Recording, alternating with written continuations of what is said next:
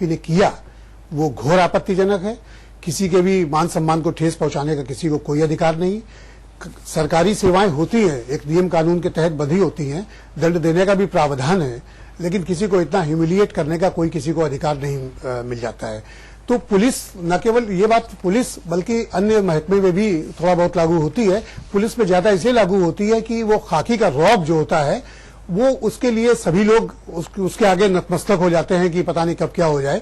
और सबसे ज्यादा ह्यूमिलिएशन झेलना पड़ता है, ये कहिए अपमान बर्दाश्त करना पड़ता है जो थानों और चौकियों में जो सिपाही होते हैं, जो पहरेदारी का काम करते हैं। ऐसे ऐसे सिपाहियों से ऐसे काम कराए जाते हैं जिसके लिए उनका वो काम नहीं होता है और उनको करना पड़ता है। ये एक समझिए कि सीओ लेवल, सीओ फिर एसपी, डीआईजी वगैरह वगैरह, तो वो अपने मातहत को बिल्कुल ऐसा समझते हैं कि जैसे उनके घर का कोई निजी नौकर हो। तो इन सब चीजों से पुलिस को बचना होगा। पुलिस सुधार आयोग गठित हुए हैं, उनकी सिफारिशें आई हैं, लेकिन उन पर अमल, पुलिस सुधार संबंधी जितनी भी कमेटियां या आयोग गठित हुए हैं उनमें सुधार लाने की जो भी सिफारिशें की गई हैं, ऐसे इन सिफारिशों को कोई क्रियान्वित नहीं किया गया। ये बड़े दुर्भाग्य का विषय है। ये बहुत संगीन विषय है। सरकार को इसको काफी गंभीरता से लेना चाहिए ताकि एक सामंजस्य, एक कोऑर्डिनेशन बना रहे पुलिस महकमे में। जी, मित्र पुलिस बनने की बात डीजीपी साहब करते हैं, लेकिन यहाँ पे जरूरत ये है कि जो अफसर लोग हैं वो अपने सिपाहियों और दरोगा से ही अच्छा व्यवहार पहले कर ले, फिर वो आम जनता के मित्र पुलिस बने। बिल्कुल ठीक कह रही। जब उनका एटीट्यूड अपने मातहत, अपने सबऑर्डिनेट स्टाफ के प्रति इस तरह का होता है तो जो थाना चौकियों में जाने वाली पब्लिक वहां होती है तो वो क्या सोचती होगी। दूसरी बात यही वजह है कि कोई भी पब्लिक, आम आदमी कोई थाना चौकी जाना पसंद नहीं करता। चाहे लाख थाना दिवस आप मना लें, वो किसी नेता का सपोर्ट लेते हैं या किसी की सिफारिश का सपोर्ट लेते हैं। अपनी जायज बात कहने के लिए उन्हें सहारों की जरूरत पड़ती है। बड़े दुर्भाग्य का विषय है ये। जी, काफी दुर्भाग्यपूर्ण बात है ये कि एक दरोगा साहब को इसलिए अपना पद से इस्तीफा देना पड़ रहा है क्योंकि उनके जो अफसर हैं उन्होंने उनको अपशब्द किए हैं और उससे वो काफी आहत हो गए हैं। पुलिस की सारी मेहनत पर पानी फिर रहा है सबूतों के अभाव और लचर पैरवी के चलते। संगीन मामलों के आरोपी भी कोर्ट से बाइज्जत बरी हो रहे हैं, जो न्यायपालिका के साथ पुलिस व जिला प्रशासन के अधिकारियों के लिए भी चिंता का विषय बना हुआ है। शासन है कि सब कुछ जानते हुए भी कोई कदम नहीं उठा रहा है।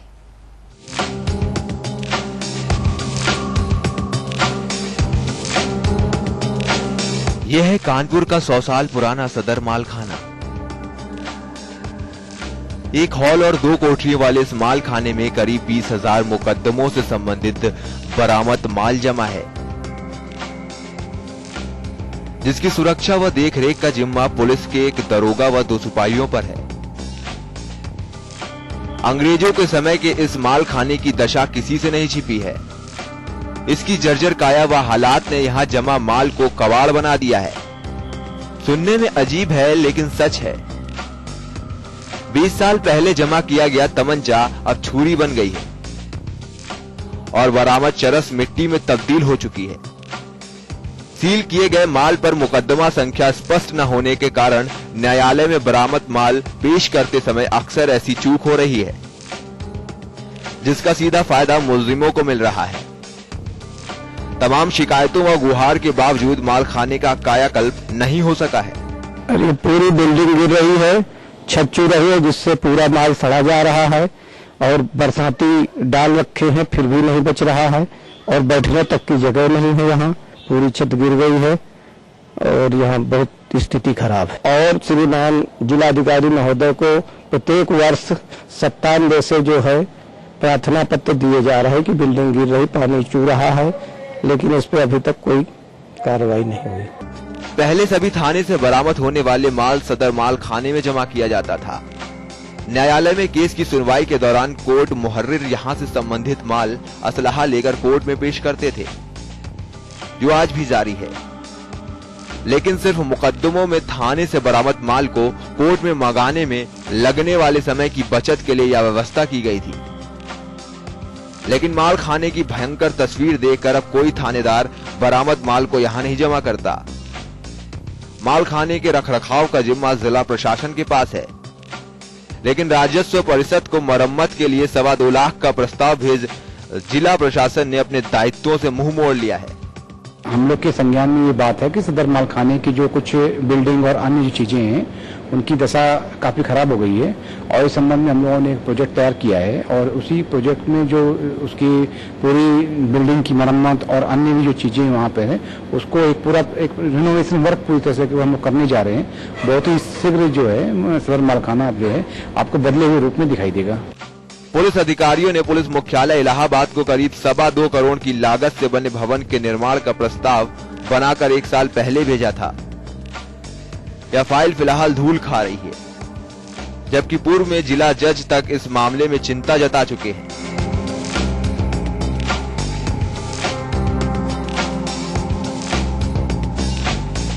कानपुर नगर का सदर मालखाना किसी भूत बंगले से कम नहीं है।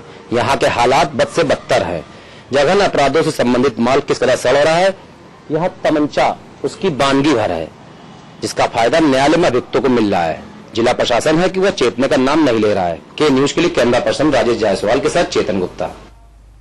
के मॉर्निंग में वक्त चला एक और छोटे से ब्रेक का। ब्रेक के बाद हम अखबारों पे डालेंगे एक नजर, साथ ही ये भी बताएंगे आपका दिन कैसा होगा और योग के जरिए अपने आप को कैसे फिट रख सकते हैं।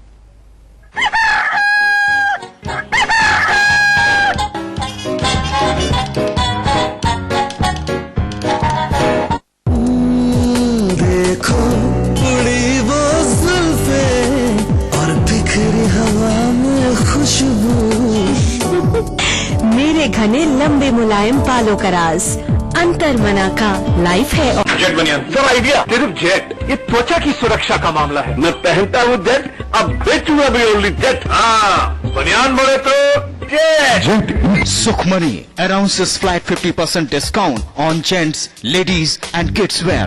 Sukhmani, a complete family shop. कुमटी नंबर 5, कानपुर। नेताओं की बोल किसी सरकार ने भी ध्यान दिया, ये सरकार ध्यान देने जा रही है। काज का हाल, समाजवादी पार्टी को उसके नेता से उसने तो 6 महीने से भीख मांगी है। आम आदमी को सरकार से क्या है मुलाल, सब देखिए, सच देखिए। के न्यूज, खबरों का साथी।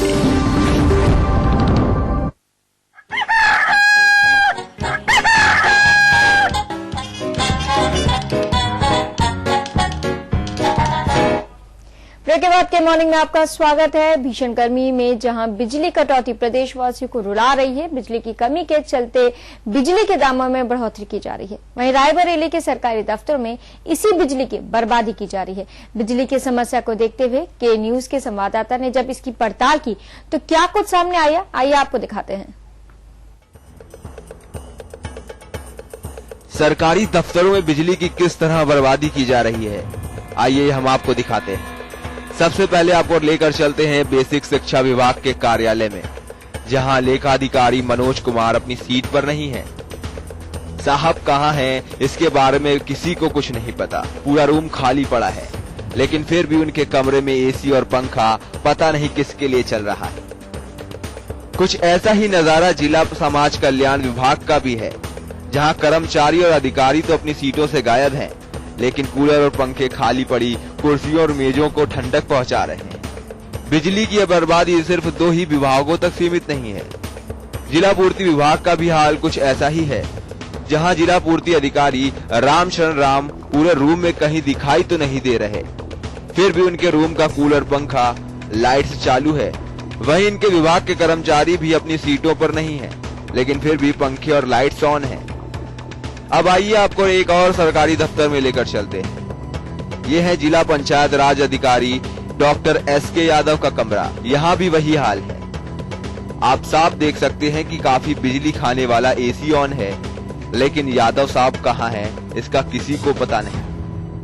बिजली की इस बर्बादी के लिए जब मुख्य विकास अधिकारी से बात की गई तो उनका कहना था कि उन्हें के न्यूज के माध्यम से इसकी जानकारी मिली है और वो इसके लिए दोषी अधिकारियों पर कार्रवाई करेंगे। आप द्वारा ये हमको बताया गया है, कार्रवाई जरूर करूंगा। और जहाँ तक मुझको याद है कि सारे लोगों को तो मैंने टाइम से आने के निर्देश दिया है और मैं प्रतिदिन 4-5 लोगों को फोन से 10 बजे बुलाता हूँ, उनकी हाजिरी लेता हूँ, उपस्थित मिलते हैं। आपने जो बताया है DPRO नहीं थे, पंखा चल रहा था, अभी दिखवाता हूँ, उनके खिलाफ कार्रवाई की जाए। बिजली की धड़ल्ले से की जा रही इस बर्बादी के लिए जब आम उपभोक्ताओं से बात की गई तो उनकी नाराजगी साफ दिखाई पड़ी। का सरकारी अमला जितना बिजली का दुरुपयोग कर रहा है, जितना भयानक दुरुपयोग कर रहा है, उसको भी देख लीजिए। रात में इनके एसी और पंखे ऑफिसों में चल रहे हैं, इनके कूलर रात भर चलते रहते हैं, पंखे चलते रहते हैं, बिजली के बल्ब जलते रहते हैं, स्ट्रीट लाइट दिन में बुझाने वाला कोई नहीं। चारों तरफ बिजली की 20% से 25% जो है का दुरुपयोग इनका सरकारी विभाग कर रहा है। सरकारी कार्यालयों में कोई उपस्थित नहीं रहता, फिर भी पंखा चल रहा है, कूलर चल रहा है, एसी चल रहा है, बिजली का दुरुपयोग किया जाता है। अगर यही बिजली की कटौती कर हम ग्रामीणों को दिया जाए तो कम से कम उससे हम लोगों की फसल को जो है कुछ लाभ मिल सकता है। ये हाल सिर्फ रायबरेली के सरकारी दफ्तरों का नहीं है। प्रदेश के न जाने कितने ऐसे सरकारी विभाग हैं जहां इसी तरह बिजली की बर्बादी की जाती है, क्योंकि इसका बिल सरकार को जो भरना है। ऐसे में अगर जल्द ही सरकार इन सरकारी दफ्तरों में की जा रही बिजली के दुरुपयोग पर सख्त कदम उठाती है तो शायद बिजली की समस्या का कुछ हद तक समाधान निकाला जा सकता है। रोहित मिश्रा के न्यूज, रायबरेली। तो दिन भर की खबरें तो हमने आपको बता दी, लेकिन अखबारों पर नजर नहीं डाली है, तो उसका वक्त आ गया है। अखबारों पर नजर डालने के लिए हमारे साथ मौजूद है वरिष्ठ पत्रकार महेश शर्मा जी।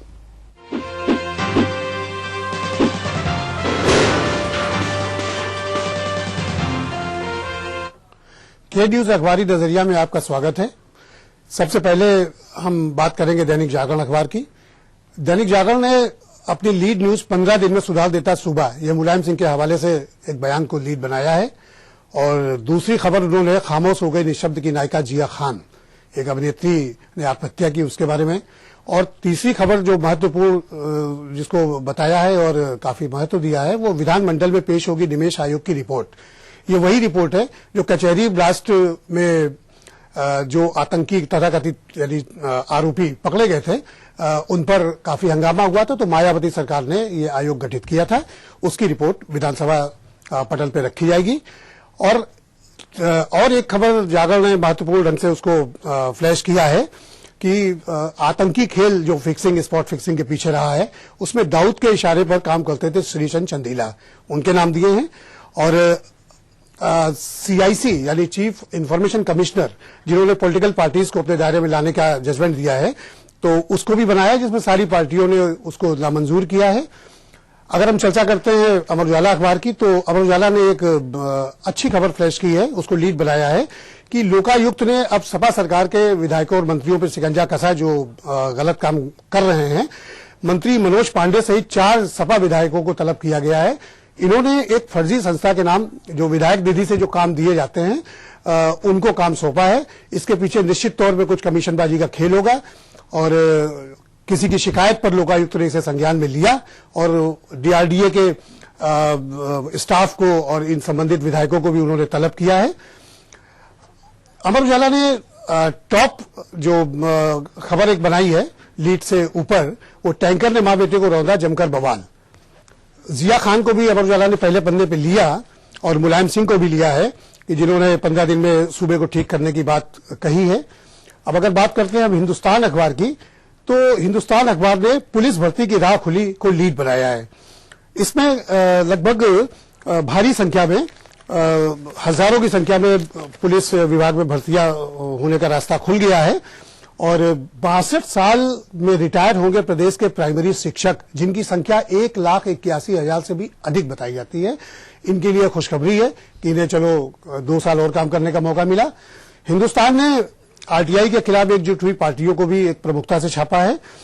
और सबसे बड़ी बात है कि उन्होंने जो टॉप न्यूज लगाई है, स्टेट बैंक के चेक रास्ते से गायब, 4 खातों से 32 लाख उड़ाए, ये एक आर्थिक घोटाला है। इसको उन्होंने, ये कानपुर की खबर है। और इसके अलावा श्री संत को भी उन्होंने पहले पन्ने पे लिया है। राष्ट्रीय सहारा ने 50,000 पुलिसकर्मी होंगे भर्ती, इसको लीड बनाया है। जिया खान को भी इन्होंने प्रमुखता से लिया है। और स्पोर्ट्स में मैयप्पन और बिंदु को मिली जमानत, उसको बनाया है। अगर टाइम्स ऑफ इंडिया अखबार की बात करें तो उन्होंने फिक्सिंग, स्पॉट फिक्सिंग के मामले में IPL में जो हुई थी, उसके पीछे दाऊद और छोटा शकील के दिमाग होने की बात, ये खबर जो है इसको प्रमुखता से। निमेश आयोग को भी उन्होंने सेकंड लीड बनाया है और बिजली के दाम बढ़ोतरी को भी प्रमुखता से लिया है। करें कल कैबिनेट की जो बैठक हुई थी उस पर निमेश आय की रिपोर्ट को काफी अहम माना जा रहा था और हर पार्टी इसकी मांग कर रही थी कि इस रिपोर्ट को सार्वजनिक किया जाए, तो इस पर फैसला लिया गया। साथ ही पुलिस भर्ती की जैसे कि आपने बात बताई उस